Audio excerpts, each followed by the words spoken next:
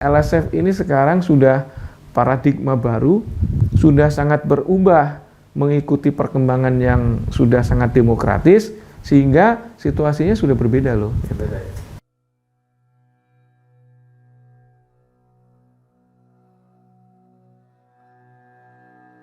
Secara umum, pandemi ini kan menimpa semua aspek, semua lini, ya, semua sektor.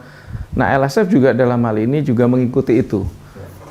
Dalam hal jam kerja misalnya, tentu kita mengikuti kemarin ada WFH, WFO gitu ya. Jadi ada yang separuh masuk, separuh enggak, kemudian bahkan dikurangi sampai 25% segala macam. Tapi nggak pernah sampai nol. Karena LSF ini kan tugasnya menyensor film dan iklan film yang akan ditayangkan. Nah, sehingga tidak memungkinkan bagi LSF untuk tutup. Kan nggak mungkin, tayangin dulu, sensornya belakangan setelah pandemi berakhir. Nah, jadi LSF tetap bekerja dengan kondisi 50%, 25%, mengikuti perkembangan baik PPKM maupun dari awal-awal pandemi yang dulu ya. Nah, dari sisi kerja seperti itu. Dari sisi sensoran ternyata cukup unik juga. Awal 2020 hingga akhir 2020 itu benar-benar masa pandemi. Tidak ada produksi film baru. Tidak ada film yang tayang karena bioskop pun juga tutup. Tapi jumlah sensoran di LSF itu filmnya justru meningkat sepanjang tahun 2020. Mencapai sekitar 49.000 judul. Sementara di 2019 setahun itu sekitar 46.000 judul. Nah, ini fenomenanya cukup menarik. Karena kalau film yang dibuat baru memang nggak ada untuk bioskop. Tapi TV, kan semua tayangan di TV, kecuali live dan news, itu nggak disensor. Sisanya itu disensorkan ke LSF. Nah, yang akan ditayangkan di TV inilah yang jumlahnya meningkat pesat ternyata. Karena TV dia nggak bisa produksi langsung, bahkan juga mereka WFH, mereka tim produksinya juga nggak bisa kerja, in-house production-nya juga nggak bikin produksi. Nah, mereka akhirnya memutar film-film lama, memutar serial-serial lama, sehingga dia harus disensorkan lagi ke LSF. Maka jumlahnya cukup signifikan gitu.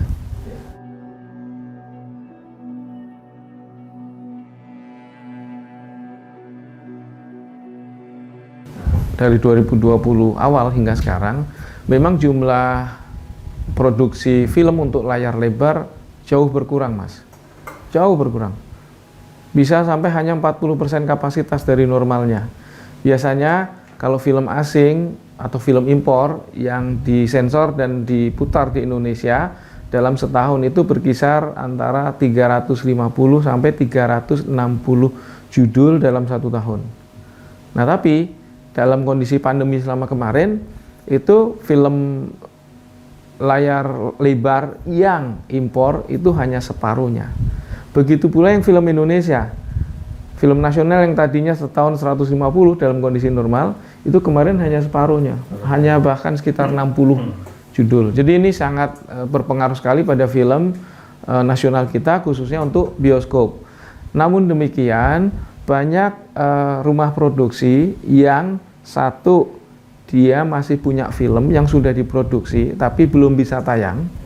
Atau yang kedua, baru tayang awal di bioskop, tayang sebentar, kemudian pandemi tutup. Nah, atau ada film yang memang film-film lama. Nah, mereka ini kemudian menyalurkan bisnisnya ke OTT.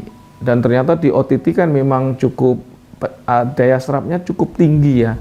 Karena orang di rumah selama kemarin, kemudian akhirnya yang menontonnya dengan gadget, dengan TV pintar dan segala macam, sehingga OTT ini meningkatkan pemirsanya. Nah, rumah produksi melakukan metamorfosis secara bisnis itu seperti itu gitu.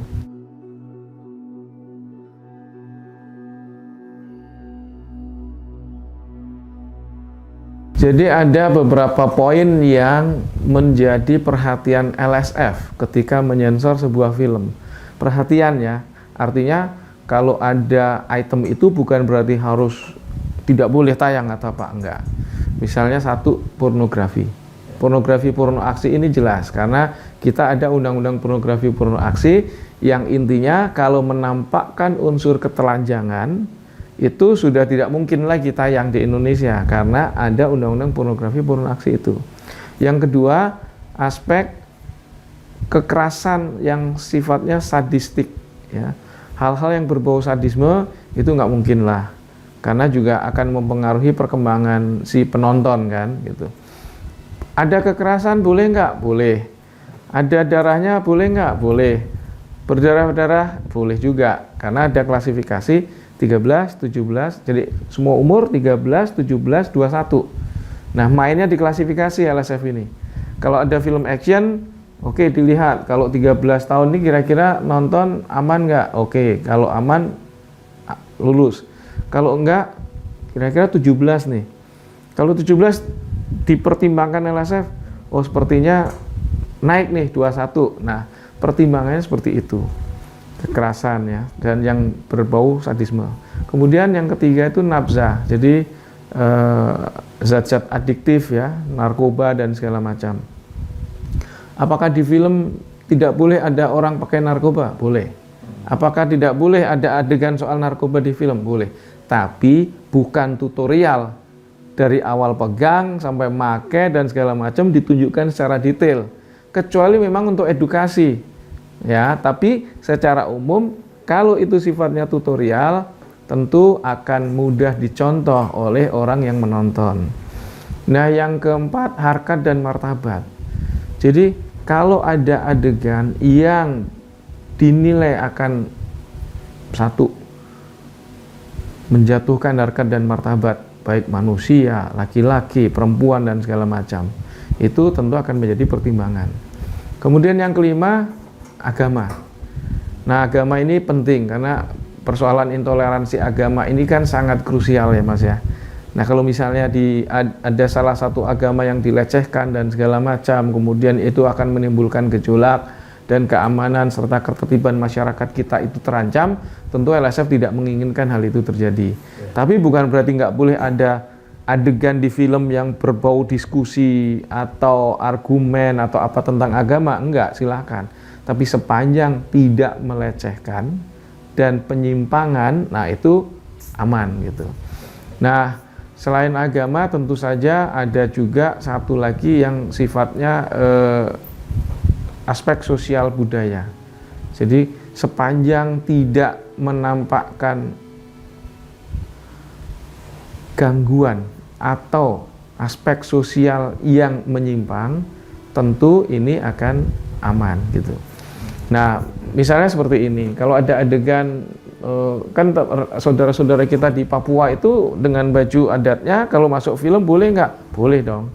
Sepanjang memang tidak dieksploitasi, ya kan? Syutingnya itu tidak dieksploitasi dan benar-benar terjaga. Khawatirnya ketika syuting kemudian lepas atau apa, ini kan bisa mengganggu penonton tentu saja. Nah, ini yang menjadi gambaran Mas, item-itemnya.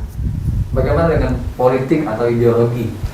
Saya kira tidak ada gambaran item politik atau ideologi di dalam standar penyensoran LSF, baik di undang-undang, peraturan pemerintah maupun Permendikbud yang mengatur kisi-kisi tentang bagaimana LSF menyensor dan mengklasifikasikan film tersebut.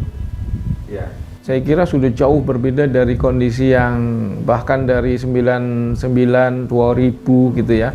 Sudah jauh sekali. Indonesia sekarang sudah sangat demokratis situasinya, dan juga bukan rezim yang diktatorship lagi gitu, sehingga kondisinya sudah berbeda. Dan LSF ketika menyensor sekarang itu juga situasinya tidak seperti dulu. Kalau dulu itu kan seluloid ya, ketika disensor, oh ada adegan nih yang kurang sesuai, entah adegan telanjang, adegan ranjang atau apapun yang dinilai tidak sesuai, langsung digunting kan. Gunting, ditambal, sambung pakai solatip. Guntingannya disimpan di kantor LSF, hasil sensorannya dikembalikan ke pemilik film. Nah, sekarang LSF tidak begitu lagi Mas. Satu, ini udah zaman digital nih. Guntingnya gimana kalau zaman digital? Nggak memungkinkan, ya kan? Yang kedua, selain zaman digital, yang kedua sudah sangat demokratis. LSF sudah sangat paham ini dan negara sudah paham ini tentang rights dan segala macam.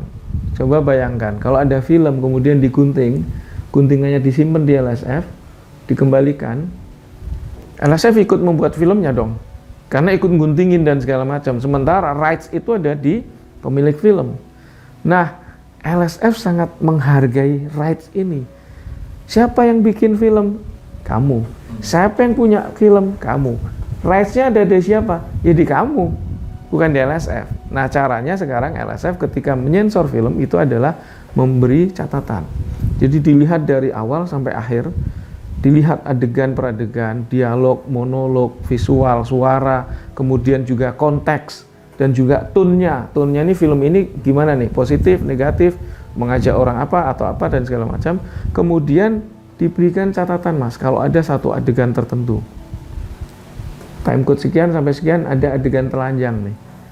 Ini tentu dikhawatirkan melanggar undang-undang pornografi. Nah, hanya catatan itu, Mas. Kemudian dikembalikan ke si pemilik film. Tapi kalau ada adegan tertentu yang barangkali bisa menimbulkan dispute, terus si pemilik film ketika menerima catatan LSF berpikir, masa adegan begini saja nggak boleh tayang sih? Dia boleh, Mas, datang ke LSF, dialog. Dia menyampaikan argumennya. Ini ya Bapak Ibu LSF, menurut saya adegan ini masih kontekstual. Maka harus ada di film karena begini. Selama ini sudah banyak dialog yang kami lakukan. Sometimes, beberapa kali mereka ketika mendengarkan argumennya LSF, mereka paham. Oh ya, benar juga ya Pak. Benar juga ya Bu. Kalau itu kami tayangkan, habis kami nanti. Citra kami jadi jelek, segala macam gitu ya, bisa digugat oleh perusahaan lain. Misalnya ada contoh, di film itu, misalnya tentang peredaran narkoba, tapi di film itu di-shoot beneran, Mas, ada merek permennya, ada merek minumannya, tanpa reserve, tanpa apapun, tanpa diganti, tanpa diapain. Kami kasih tahu, ini kalau tayang, si pemilik merek ini apa nggak marah? Dia bilang, tapi ini fakta di lapangan Pak, masa harus kami tutup-tutupi? Oh enggak, ini bukan soal nutup-nutupi. Ini ketika brand ini muncul, kemudian brand itu merasa terganggu dan menggugat, kok brand saya dianggap sebagai pengedar narkoba, dia marah, menggugat, siap nggak menghadapi itu? Iya juga ya, ketimbang pusing, puyeng, udahlah saya ganti brandnya aja. Kan cuma untuk nunjukin ke publik bahwa hati-hati. Narkoba itu diedarkan dengan ada lewat permen, minuman, segala macam. Kan message-nya itu, bukan pada mereknya. Nah setelah diskusi, mereka paham Mas. Kemudian, oke, kami ikut LSF. Beberapa kasus yang lain, ketika argumennya sangat kontekstual, LSF juga paham. Iya benar juga ya, adegannya masuk akal, jadi masih konteks. Oke silahkan. Jadi catatan tadi dicabut oleh LSF. Nah dialog ini yang sekarang kami kumandangkan, selalu kami sampaikan kepada pemilik film, please LSF ini sekarang sudah paradigma baru, sudah sangat berubah mengikuti perkembangan yang sudah sangat demokratis, sehingga situasinya sudah berbeda loh.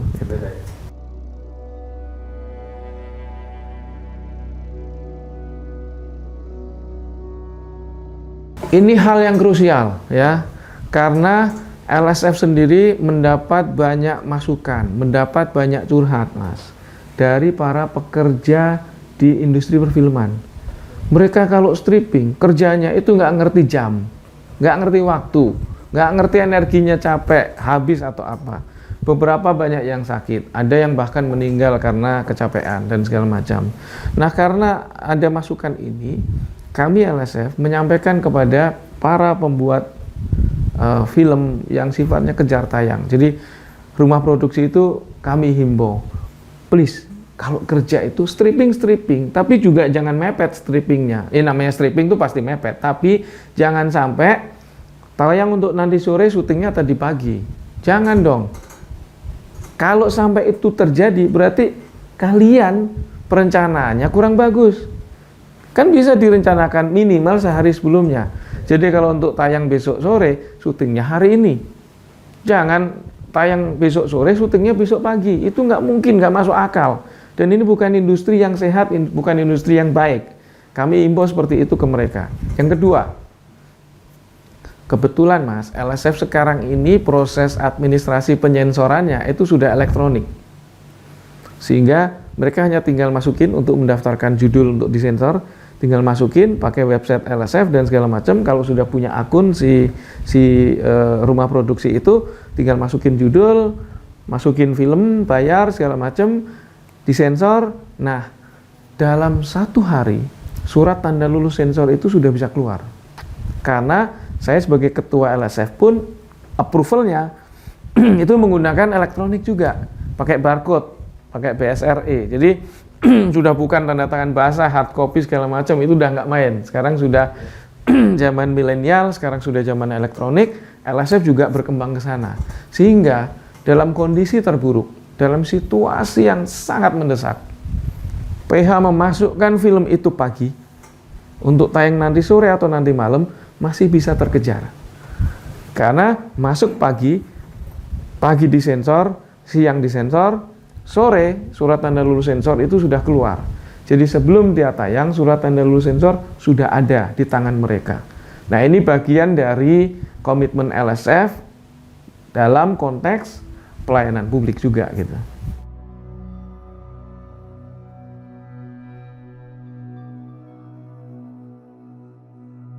Self-sensor ini harus dipahami sebagai sebuah proses literasi ya. Jangan kemudian dipahami kalau self-censorship atau sensor mandiri itu semua orang ikut nyensor. Enggak. Nah, ini yang penting. Jadi kami membahasakan sensor mandiri itu adalah literasi masyarakat agar mereka dapat memilah dan memilih tontonan sesuai klasifikasi usia. Jadi pemahaman, pengetahuan, informasi tentang bagaimana menonton film ini yang kami sampaikan kepada masyarakat. Sehingga kalau masyarakat tahu, maka kalau dia melihat, misalnya dia usia atau anak SMP, kemudian melihat film di atas itu ada tulisan 17+, maka ada alert, ada tanda yang memberitahu dia bahwa oh, saya masih SMP, belum 17 tahun, maka saya nggak cocok nonton film ini. Nah, literasi inilah yang kami sampaikan kepada masyarakat. Kami mengajak masyarakat, semua saja, semua lini, ya, untuk meliterasi dirinya sendiri juga. Karena kalau enggak, pasti kacau, Mas. Sekarang ini tsunami tontonan sudah sedemikian besar. Film sudah ada di mana-mana dan mudah diakses. Nah, ini bagian sisi masyarakat. Yang kedua, kepada para pembuat atau sineas. Ya. Kami juga melakukan dialog, komunikasi. Kami membangun dialog dengan mereka. Kami mengundang pemangku kepentingan perfilman, rumah produksi, TV, bioskop, dan lain-lain untuk diskusi tentang hal seperti ini. Kami juga mendatangi mereka. Kami datang ke PH, kami datang ke TV, kami datang ke bioskop, diskusi juga soal ini. Intinya, yuk kita galakkan budaya sensor mandiri. Artinya apa? Kalau pembuat tentu sudah belajar dong bagaimana bikin film yang baik dan benar, sehingga ketika dia punya visi bahwa filmnya adalah untuk usia 13 tahun ke atas, maka adegan-adegan yang tidak hangat, tidak ramah untuk usia itu, mereka bisa sensor sendiri. Jangan kemudian kasih adegan ranjang yang bertumpuk-tumpuk, ciumannya melintir-melintir, tapi kemudian di pikirannya, saya maunya 13 tahun ke atas nih yang nonton. Nggak bener dong. Jangan egois juga dong, gitu. Apalagi ada unsur telanjang nih, film impor nih kan, seringkali ada telanjang, adegan telanjangnya ya. Bukan apa-apa, karena memang mereka negara bebas. Adegan telanjang di film itu biasa dan boleh. Nah, ini yang kemudian kami beri catatan, kemudian kami kasih tahu ke semua teman-teman di sineas. Yuk, kita galakkan budaya sensor mandiri gitu.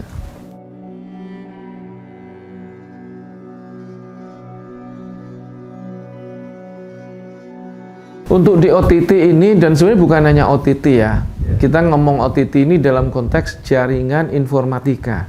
Jadi semua tontonan, semua tayangan, semua film yang ada di jaringan informatika ini memang perlu treatment khusus, perlu perlakuan khusus lagi, karena ini perkembangan teknologi yang nggak bisa dihambat, cepat sekali, Mas. Bahkan dengan sekali pencet tombol, enter, klik, itu semua sudah tayang. Baik berita yang hoax sifatnya, berita yang baik, film yang benar, film yang baik, film yang enggak, dan segala macam, itu hanya dengan sekali enter. Nah, kondisinya itu sudah seperti ini sekarang. Syukurlah beberapa pemilik rumah produksi nasional kita, PH-PH Indonesia kita, ketika dia akan menayangkan filmnya ke jaringan informatika, itu selalu ada kesadaran menyensorkan. Mereka sensorkan, Mas. Di tahun 2020 ada sekitar 599, jadi hampir 600 film yang ditayangkan di jaringan informatika itu yang disensorkan. Memang kalau dilihat dari jumlah secara keseluruhan yang tayang di jaringan informatika itu memang masih kecil. Tetapi setidaknya LSF melihat setidaknya masih ada kesadaran dari pemilik rumah produksi kita yang mau menyensorkan. Jumlah itu lumayan loh. Mereka tayang untuk Maxstream, iFlix, Netflix, kemudian juga YouTube, ada juga yang menyensorkan gitu.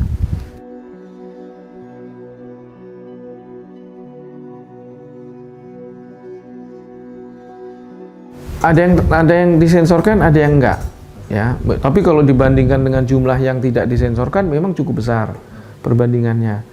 Nah, inilah yang membuat LSF menggaungkan budaya sensor mandiri. Hati-hati loh, di jaringan informatika ini banyak yang belum disensorkan. Maka caranya bagaimana? Nggak mungkin lagi melarang-larang kita ini. Indonesia sudah sangat demokratis, jangan ini, jangan itu, apalagi negara melakukan ban seperti di Cina misalnya. Cina kan menganut bukan open sky policy seperti Indonesia. Mereka itu semua nggak boleh kecuali yang dibolehkan. Indonesia itu semua boleh kecuali yang nggak dibolehkan. Jadi semua boleh. Nah, kita nggak bisa lagi main larang-larang seperti itu. Kita hanya bisa memberikan kesadaran pada masyarakat. Yuk, bertanggung jawab juga loh dalam hal menonton. Nggak semuanya yang ada di jaringan informatika itu sehat, nyaman, ramah untuk kita tonton gitu. LSF sedang menuju ke sana dan mengkampanyekan itu, Mas, budaya sensor mandiri. Oke, masih ada orang yang bingung nih, para media dengan perbedaan antara LSF dengan KPI. Iya. Nah, mungkin bisa kenapa bingung, Mas? Menjelaskan. Namanya aja beda. Satu lembaga sensor film, satunya Komisi Penyiaran Indonesia. Nah, masyarakat mestinya juga tidak perlu bingung. Karena apa? LSF itu lahir dari Undang-Undang Perfilman nomor 33 tahun 2009. Lahirlah LSF. Komisi Penyiaran Indonesia dia lahir dari Undang-Undang Penyiaran nomor 32 tahun 2002. Oke? Tugasnya itu berbeda juga. LSF ini satu, melakukan penyensoran film dan iklan film sebelum ditayangkan. KPI itu melakukan pengawasan isi siaran. Jadi setelah ditayangkan oleh TV, baru KPI ketok palu. Kalau ada pelanggaran isi konten konten isi siaran itu, dia melakukan teguran. Nah, bedanya di situ. Yang kedua, LSF itu menyensor untuk semua tayangan, baik yang dia akan tayang di TV, bioskop, CD atau DVD yang sekarang sudah banyak berkurang, jaringan informatika juga, dan festival. KPI hanya mengawasi TV. Jadi irisannya itu ada pada TV itu. Nah, ini bedanya di sana. LSF itu pratayang, KPI pasca tayang. Gitu. Bedanya di situ, Mas. Sangat jelas itu. Jadi memang sudah ada bagiannya masing-masing ya. Betul. Oke. Nah, LSF juga bikin anugerah LSF ini. ini untuk gagah-gagahan atau ada message tersendiri? Oh, ya, jadi LSF akan mengadakan Malam Anugerah LSF 2021 itu di pertengahan November ini, ya. Ini yang ketiga kali. Jadi yang pertama 2017, yang kedua 2018. Nah, dua tahun kita vakum ya, apalagi kemarin juga pandemi juga. Nah, ini memang diniatkan untuk satu, memberikan apresiasi kepada para pembuat film kita dan juga para penayang film. Jadi industri film ini kan ada 3, Mas. Produksi, distribusi, eksibisi. Produksi ini PH, rumah produksi yang bikin. Distribusi ini perusahaan-perusahaan yang menyalurkan, yang mendistribusikan, importir, eksportir film segala macam. Eksibisi ini adalah bioskop, TV dan lain-lain. Nah, ini kan bagian atau rangkaian dari industri perfilman yang patut kita apresiasi. LSF memberikan apresiasi kepada mereka, baik pembuat film maupun yang menayangkan. Yang kedua, dengan apresiasi ini, kami berharap ini dapat memunculkan dan menambah motivasi mereka untuk berkarya dengan lebih baik, lebih bagus, lebih banyak, baik segi kuantitatif maupun kualitatif. Nah, dengan motivasi ini, LSF mengharapkan, ayo semangat lagi. Apalagi sekarang ini 2 tahun kita didera pandemi. Industri film itu mangkrak, tutup, bahkan mau syuting nggak jadi. Sudah syuting awal, tutup. Sudah syuting tengah-tengah, close, dia nggak bisa melanjutkan. Tentu merugi juga dan segala macam. Nah, dengan anugerah LSF 2021 di pertengahan November ini, kami ingin sekaligus menandai bangkitnya industri perfilman kita. Yuk kita bangkit. Pandemi ini bagian dari teman kita hidup, ya. Sehingga industri ini harus tetap jalan. Industri perfilman harus tetap hidup dan perfilman Indonesia itu bisa menjadi tuan di negeri sendiri gitu.